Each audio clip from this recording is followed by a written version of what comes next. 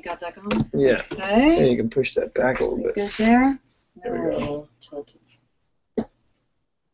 Well, John and Talia, the 7th season, Part A of Mad Men just finished airing on AMC. And let me say spoiler alert to anybody that's tuning in. We're going to definitely talk about this season, so if you haven't watched it, come back and watch this interview later on. But John, well, both of you, really, you had just an incredible showcase there in the Monolith episode. What was that like to come back together and play a really long storyline within an episode, John? It's always great to be able to work together. There's so little. We don't have to get reacquainted. I mean, if Talia had been someone who lived somewhere else and we weren't together, you'd kind of have to get reacquainted. We hadn't worked together in a while. And you have to be convincing as a couple that have been married and divorced but in each other's lives for 25 years plus, and so that's very helpful to have someone. First of all, she's a great actress, but to have her just come in and we sit into the car and just start shooting. Talia, you've come in and out of the series along the way. How do you find out that you're going to? What do they do to let you know that you're going to be needed for an upcoming episode? They call me very close to the time that we're going to shoot, because these things kind of get backed up, and I get like, I would say like 5 days notice or weeks notice, or they might know. It's not always the same. Sometimes they'll know ahead of time or an episode ahead, and I'll fly out and do it. And this particular episode, what did you think about it when you read the script? Oh, I was really happy, and I was really, thrilled. I think that, I've come in and out and and it was nice to have sort of more of a heavier story between us. It was a nice way to, you see us interact, but now you sort of saw more of them, and I was grateful for that. And John, nothing I think was funnier this season, even on the comedy series, than watching you out on a hippie commune trying to relate to all those people. I think he saw the beauty of the sort of the free love and the hedonistic side of living in a commune. But then, as he says, there's a hierarchy everywhere, and then it becomes apparent that though she's happy, Margaret, Marigold, as she calls herself, that she has an obligation to her son, and I think also as a father, it's a kind of at least it's a jolting revelation to find out that you've been such a bad example of a father that your daughter thinks that it's okay as a mother to leave her son behind. Yeah, I wonder if there had been a different reaction from either one of you had there not been a husband and a child involved. If she was just going off, to try something new, to do what a lot of other people were doing in that time frame, I don't know that you would have been as upset. Do you agree? Yes, that definitely, I think, heightened the stakes. I mean, that's a big deal. And but I don't know that they would have been completely, I mean, I can't answer for you, but completely like okay with it, anti-establishment, but I think that having the child there was humongous. I don't know about Roger, though. Roger's, this whole decade of the 60s, has tried lots of new things and really experimented in all kinds of ways. So I think he, in a way, can kind of see, other than the child, being left behind, I think he can kind of see where she's coming from. Yeah, I agree. I think, he gets there and Mona doesn't want anything to do with it and takes the keys in the car and takes off, and I think Rogers sees the wisdom of it. I mean, there was a lot that was attractive about it. Again, it was the fact that when he realized that not only was he a terrible father, but now he's responsible for not only raising his daughter the way he did, but the way now that she's going to raise her son. So, that's a difficult realization, and I think it certainly takes all the fun out of it for him. I think as a businessman, it was interesting seeing him go through several. You could almost see the wheels turning in his mind. He tried negotiation. He tried it from a professional standpoint. He tried just hanging out with them, and ultimately all these different methods, none of them were working, and he realized that and just decided to leave. Yeah, I think he tries to poke some holes in their logic. They're entirely off the grid, but they have a truck. They have it the way they want it, and I think yeah, he does try to appeal to her. I think that he thinks that appealing to her maternal instinct will work, and not only doesn't it work, but she throws the kind of father he was back in his face.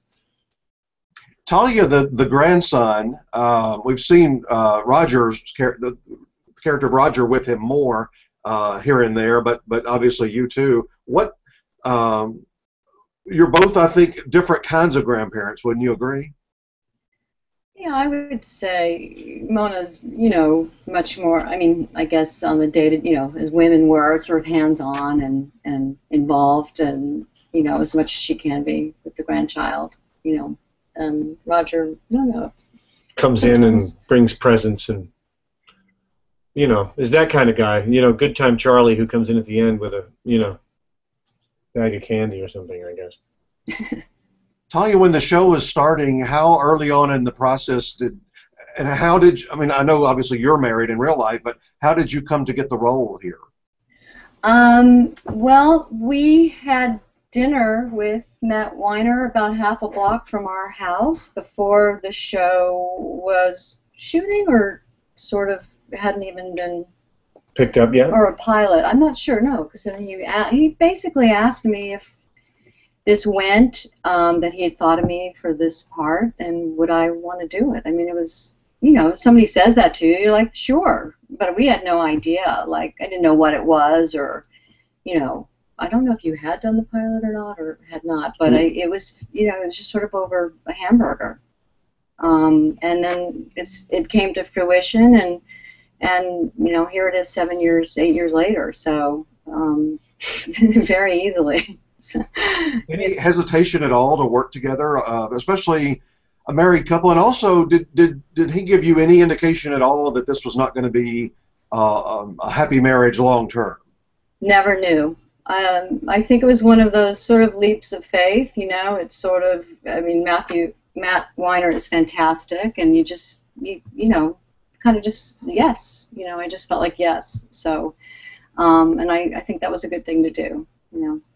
But I had no idea, like, if it was I don't think he knew, what it was going to be, if the marriage would be together or apart, or how it would evolve. And John, you in particular, when this show was in development, you were, guest starring on all kinds of shows, co-starring on Desperate Housewives, just coming off of Ed. This was a risky move, I would say, for everybody involved. AMC had no credibility at all from an original show standpoint. Well, no, they hadn't done much original programming, but you could look at it as it wasn't necessarily that risky in that sense, because what else were they going to produce? If this is the only pilot they produced, chances are they were going to pick it up, turn it into a series, and the material was terrific. The only real leap of faith on my end in the beginning was whether the character would turn out to be a fully written character, because it wasn't very much in evidence in the pilot. The pilot script as a whole was clear how good it was. It was just whether or not I'd have a part that I wanted to play, and obviously it's turned out every bit, if not better than every bit as good, if not better than Matt said it would. But January Jones made the same leap. She started out, I think, I don't even know if she had a line in the pilot. He had to write separate scenes for her character for the audition. And so, I don't think it was that risky necessarily. I think the risk, to me, is more, if you think back in time to when that, you didn't, lots of good things, lots of good films, lots of good TV shows get produced, but don't ever get seen. So right. I guess the risk for all of you was more, does AMC know how to market this? Do they know how to get this out into the world? Right. But if they don't, then you move on to something else. It's happened for every job that we've done that that has been seen. We've probably done 10 that no one's seen. You know, between little movies that don't ever get the money or the attention or whatever. Publicity. They don't have lots of things. So it's not so much a risk. You just if it doesn't pan out, you move on and try something else. I don't imagine you all foresaw 7 years though, and 4 Emmys as Best Drama Series and all the other acclaim. No, none of us did. I mean, we all knew it was good, and then soon after it was picked up and we started shooting the series, you could see in the scripts and that it was just getting better each week, and each character was very well written, and it's one of those things. He had a very specific vision of it, and that's been obvious. I'm going to take some questions in the forums too as we are talking. Talia, and there's no way I'm saying this right. It looks like Pidzelskia wants to know what is your favorite John performance on Mad Men, episode or a storyline? Well, I think it's all pretty fantastic. I think I liked an episode we did where Roger had a heart attack and was very vulnerable, and you thought maybe he was going to turn a leaf, and of course sort of didn't really do that, but it was sort of nice to see him that way and kind of more vulnerable than you usually see him. But all in all, I would say everything that John does and on the show makes me laugh and is true and great.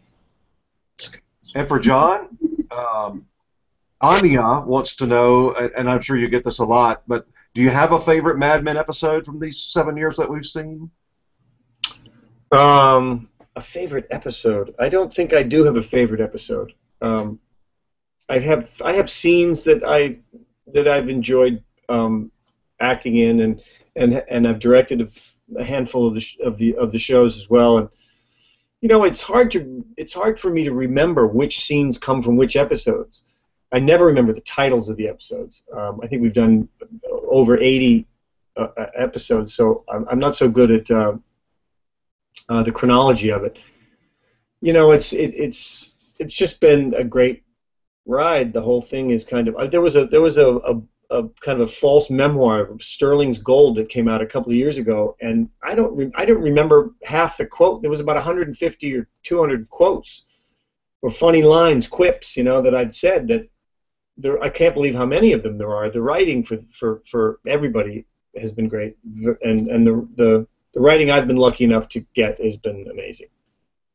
Yeah, you quite often get to put the button on a scene, don't you? You get to walk in and make that one-liner, and then just shut the door, walk away. That's fun. It is fun. It's fun coming on the heels of a scene that maybe is emotional or serious too, and then kind of. Yeah, we all change direction. We all wish we were that person, right? Had the right thing to say at the right time. So. Yeah, and the courage to say it. Say something funny, drop the microphone, walk away. Right. Exactly. Speaking of directing, you have directed several episodes over the course of the series, but none here on this last spring run. Will you return to direct maybe one last one for the next go-round? No, I was going to do one in each, but I wasn't able to. I had a movie that I was releasing, and then we were getting it ready for Sundance in the first part of the season, so I wasn't able to do either one. Sadly, I love directing the show, and I was sad not to be able to do it. And when will you shoot these last episodes? We've shot 6 of them. I'm going back tomorrow to LA. We're in New York now to shoot the last. Wow! So you've read the script? I haven't read the script. You haven't read the script yet? Okay. Friday. So I'll go back Thursday. The last table read is Friday, and those table reads are really extraordinary, and that will be something, that last read, because a lot of the people haven't heard it at all, and the actors have only got it probably the day before, sometimes that morning. So it's a pretty electric room. When we sit around that table, there's 50, 60 people in the room, and we'll do the last one on Friday. Wow, I can't believe it's that. How are all of you going to sit on whatever happens from June all the way till next April? Yeah, we're used to that. That's true. I know. That's I a mean, long Matt time. Weiner makes a speech before we do the table read about, you're part of the family now, you're part of the show now, you have to, the commercial value of the show depends on the secrecy and not people not knowing what it is. And he makes the same speech every week, and he has for the last 7 years, and it's true. I mean, it's, you don't want to let the secrets out because it's that much more entertaining when you don't know. We're used to it. I mean, I'm so used to not. It's difficult to do the interviews like this sometimes because you can't really say anything. You can only talk about what's already aired. Yeah, I've talked to a lot of people on your show, and whatever he has said, whatever he has threatened has worked because none of them ever give anything up. Now that we've shot the last one, now that he can't fire any of us, I wonder. That's right. That's right. Well, he could remove you from the edit, though. Yeah. That's right. I had Elizabeth Moss on last. I guess it was November. I think you had already shot the 7 that we just saw, and she wouldn't even admit, whether you were shooting all 14 in a row or she wouldn't even give up, any technical details. So it's hard to keep track of what's public knowledge. Right. Whether they were going to break the season up or Yeah. So Best to keep quiet. Yeah. Well, speaking of secrets, you all lost Robert Morse as an actor on the show just a few weeks ago. What was he like to work with? Great, just funny, and has a million stories, as you would imagine, and just a great presence and a great performer. We come from the same hometown too, so we'd root for the Red Sox and all the Boston teams. He's great. He still shows up. He still shows up for lunch. I think he was saying that his wife didn't want to know any of the details of the show. So then when they shot that episode, he had to wait until months before the thing aired. And I think he pretended to go to work a lot of the time because he couldn't tell his wife that he's hey, I have something to tell you. She's like, I don't want to know. I don't want to know any details. So I think he had to pretend to go to work for months because he couldn't tell her that they'd killed him off the show. That sounds like, well, that's what Don did this year. He pretended to be going to work. Yeah. Yeah, Robert Morse, I grew up watching him in like the Disney movies in the 70s, so I've always liked him, and what a way to go out with a song and dance. Yeah. That was great, wasn't it? I thought that was fantastic. Yeah. A couple of more questions, career-related. John, you mentioned God's Pocket earlier. You work with Philip Seymour Hoffman in one of his last projects, and I know you've talked about him a lot in the last few months, but give us just a glimpse into him. We were just talking about him last night. He was just a great person, I mean, to work with. Obviously, a great actor, but, very inclusive in the process. I mean, I think it's daunting for people to come in and work with, it's Philip Seymour Hoffman. Holy cow, I can't believe I'm working with, and that can be distracting to the process, and he knows that. He knew that, and he would make people feel comfortable and do whatever it took to create the conditions of the scene. You just couldn't ask for anybody better to work with as a colleague, as a partner. He was just great. And Talia, your father, we're an awards website, so I really want to ask about his Oscar win. You were very young when that happened, but what did he say about that to you? Like maybe when you were a little older, or what was that like within his life?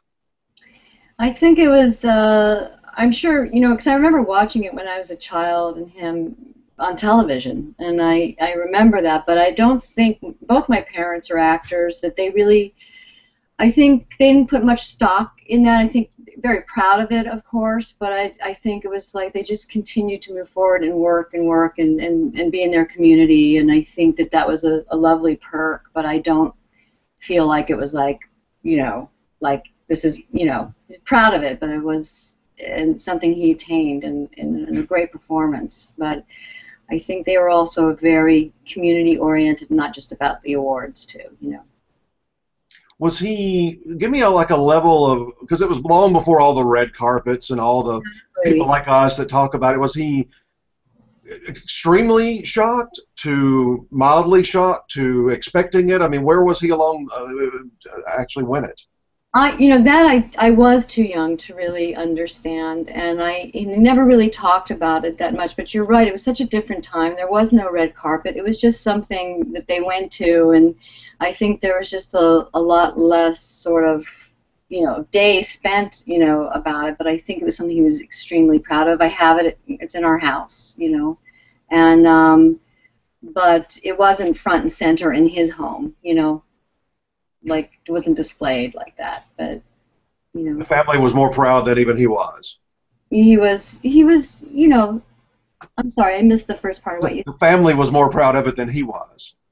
I just think that it was like something he had done and he was proud of, and then he had a long career after that, and I think it was definitely something that was helped him in his career too. Could I also say your mother, Joyce Van Patten, which she's in your new movie, right, John? She's has a role in it. She's great in it. Yeah, she kind of steals it a little bit. I haven't seen it yet, but there are certain actors and actresses. I've always loved like character actor and actresses. And growing up in the '70s, you see my Columbo TV guide here.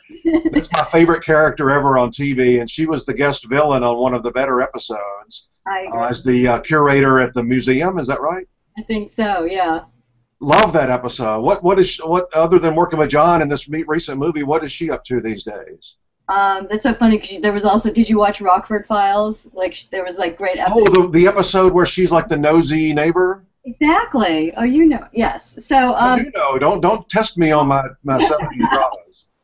She works all the time, and she's fantastic in John's movie. And she's done a lot. I was on Broadway with her about 12 years ago. She's always in a play, and she's always working. It seems like. Yeah. So mostly in theater. She lives in New York. She had a cameo on a Columbo too, where she plays the nun, and Columbo shows up. He's going to interview this. It was like a soup kitchen. Do you remember this one? And it was the Dick Van Dyke episode, and she thinks that he shows up there to interview one of the derelicts, and she thinks because of his jacket and his demeanor that he's one of the poor guys coming in. See, that one I have to ask her about because I think that one I missed. But the other one was definitely, those were big. Those shows were fantastic. Oh, I love Columbo. That's just that's my favorite character of all time on TV. You watch TV with Talia, and she knows everyone on, that's who I'll work with my mother. They lived across the street on this street or that. It was like a community of working people, and so you watch television with Talia or her mother, and they know everyone that comes on the screen. Well, that whole family. I mean, they were the '70s TV. Yeah, that's true. That's very true. Yeah. So. Well, I sure appreciate your time today. John's on the Emmy ballot this summer in Drama Supporting Actor. Already been nominated 4 times for that role. And Talia, you're on the Guest Actress Drama ballot. Yeah. Oh, nice. Good luck with that. Thank you. Thanks a lot. Have a good summer. Thank you. Thanks for having us.